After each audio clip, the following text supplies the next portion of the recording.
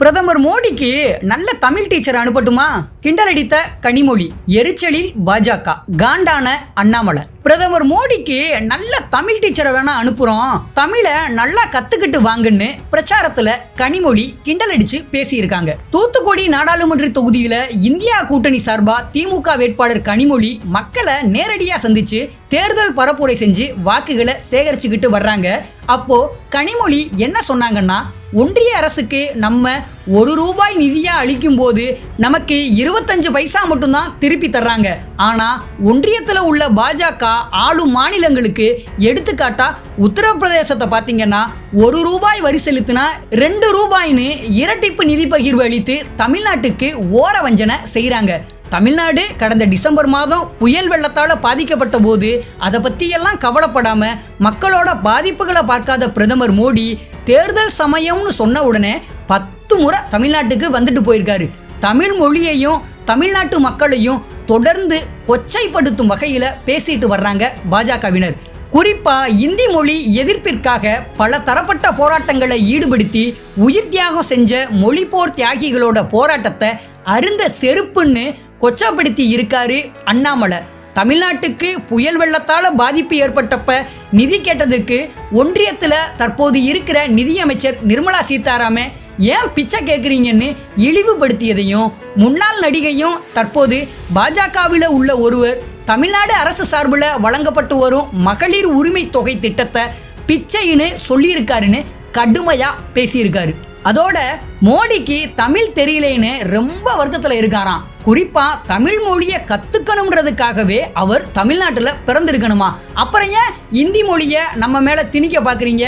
இப்போ கூட ஒரு பிரச்சனை இல்லை, ஒரு நல்ல தமிழ் டீச்சரை வேணா உங்களுக்கு அனுப்புகிறோம், நீங்கள் வேணா தமிழ் நல்லா கற்றுக்கிட்டு வாங்க மோடி என்று கனிமொழி கிண்டல் எடுத்து பேசினாங்க. இதை பார்த்து திமுகவினர் ரொம்பவே குஷியாகிட்டாங்க. மேலும் தேர்தல் வாக்குறுதிகளான சமையல் எரிவாயு விலை 500 குறைக்கப்படுகின்றதையும், பெட்ரோல் விலை 75ஆகவும் டீசல் விலை 65ஆகவும் குறைக்கப்பட இருக்கு.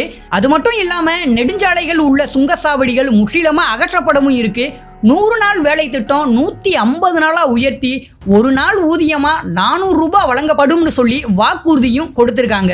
பிரதமர் மோடி அளித்த எந்த வாக்குறுதியையும் இதுவரைக்கும் நிறைவேற்றலைன்றதையும் சுட்டிக்காட்டி ஒவ்வொருத்தவங்களோட வங்கி கணக்கில் ₹15 லட்சம் போடுறதா சொன்னவர் இதுவரைக்கும் அதை நிறைவேற்றலை.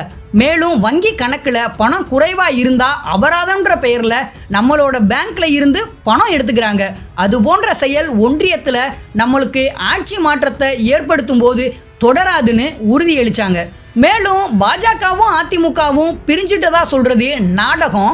தேர்தல் முடிஞ்சதுக்கு பின்னால அதிமுக பாஜகவை ஏத்துக்கும். தேர்தலில் பிரச்சாரத்தில் இருக்கிற எடப்பாடி எங்கேயாவது பாஜகவை பற்றியோ மோடியை பற்றியோ வாயே திறக்கலை. அதிமுகவும் பாஜகவும் ஒன்று தான், ரெண்டுமே ஸ்டிக்கர் கட்சி. முன்னாள் மாற்றுக் கட்சிகள் அரசு கொண்டு வந்த திட்டங்களை பெயர்ன்ற பெயரில் ஸ்டிக்கரை ஒட்டி நாங்கள் தான் செஞ்சோம்னு ஒரு பிம்பத்தை காட்டி நம்மளவே ஏமாற்ற பார்க்குறாங்க. விவசாயிகளை தீவிரவாதிகள் போல ட்ரோன்கள் மூலம் புகைக்குண்டுகள் வீசியும், டெல்லிக்குள்ள நுழையக்கூடாதுன்னு சாலைகளில் ஆணிகள் போன்ற ஆயுதங்களை பயன்படுத்தியும் அவங்கள தாக்கி இருக்காங்க. அது மட்டும் இல்லாமல் பாஜகவில் இருக்கிற ஒரு அமைச்சரோட மகன் விவசாய மக்கள் மீது காரை ஏற்றி தாக்கி இருக்காருன்னு காட்டமாக தெரிவிச்சிருக்காங்க. ஒன்றியத்தில் மக்களுக்கான ஒரு ஆட்சி அமையணும், மதத்தால ஜாதியால பிரிவினையை ஏற்படுத்தி வரும் இவங்களை விரட்டி அடிக்கணும், 40ம் நமதே நாடும் நமதேன்னு சொல்லி உதயசூரியன் சின்னத்தில் வாக்களிச்சு என்ன மிகப்பெரிய வெற்றியை பெற வைக்கணும் அப்படின்னு வேண்டுகோள் விடுத்திருக்காங்க. போன முறை நாடாளுமன்ற தேர்தலில் நின்றப்ப எதிர்கட்சியினர் அவர் சென்னையை சேர்ந்தவர், வெற்றி பெற்றா இந்த தொகுதிக்கு வரமாட்டாருன்னு சொல்லி தேர்தல் பரப்புரை செஞ்சதை சுட்டிக்காட்டிய கனிமொழி இந்த தொகுதியோட ஒரு அங்கமாகவும் அவங்கள ஒருவராக இருந்து வர்றதாகவும், தூத்துக்குடின்றது எனக்கு 2வது தாய் வீடா இருக்கு, தொடர்ந்து மக்களுக்காக பணி செஞ்சுட்டு வர்றேன், கொரோனா காலம் மழை வெள்ள காலம் போன்றவற்றில் மக்களுக்காக களத்தில் துணை நின்றதையும் எடுத்து சொன்னாங்க. நாடே பெருமைப்படும் அளவுக்கு உழைத்து கொண்டிருக்கிறார் நம்மளோட தமிழ்நாடு முதலமைச்சர்.